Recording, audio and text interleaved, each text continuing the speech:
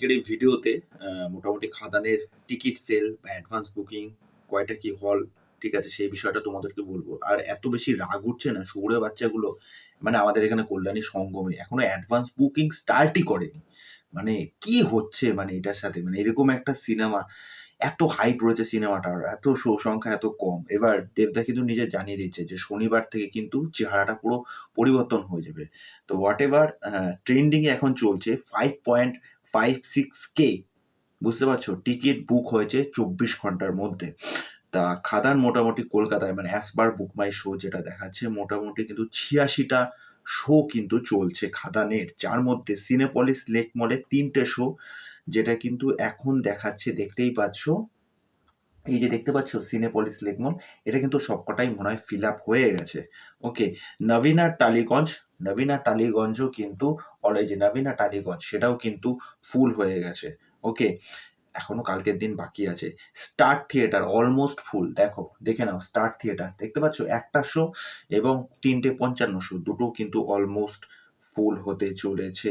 ওকে, তা সিনারিও কিন্তু ভালো। প্রিয়া সিনেমা রাসবিহারী এভিনিউ 4:30 শো, এই দেখো 4:30 শো কিন্তু অলমোস্ট ফুল হয়ে গেছে। সুতরাং রেসপন্স কিন্তু ভালো এবং কালকে থেকে তো মানে দুর্দান্ত ভাবে সমস্ত অ্যাডভান্স বুক স্টার্ট হয়ে যাবে এবং কালকে সারাদিন যা সময় আছে দারুণ হবে।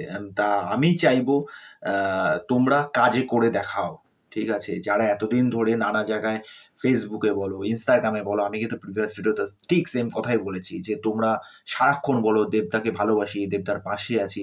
সেটা লিখে নয়, সেটা কাজে করে দেখাও। সিনেমা হল, স্টেডিয়াম করে দাও। এটাই বলবো। তা আমি বলব যখন যেই সময়টা তোমাদের সুবিধা হবে সেই সময় বুঝে তোমাদের কাজ, পড়াশোনা বুঝে তবে সিনেমা দেখতে যাও। ঠিক আছে? সমস্ত কাজ ফেলে দিয়ে তো সিনেমা আগে নয়, কাজ করে নিয়ে তারপরে সিনেমা। তো সুতরাং ফার্স্ট ডে ফার্স্ট শো যাতে মোটামুটি 90% মতো কিন্তু অলমোস্ট ফুল থাকে। মানে পাবলিককে বুঝিয়ে দিতে হবে যে বাংলায় কি কাজ আসছে। তা যাই হোক, এই বিষয় নিয়ে তোমাদের কি মতামত সেটা অবশ্যই আমাকে কমেন্ট করে জানিও। তা কালকে সমস্ত রিপোর্ট তোমাদের সামনে নিয়ে আসবো। তো চলো আজকে এই অবধি। বাই।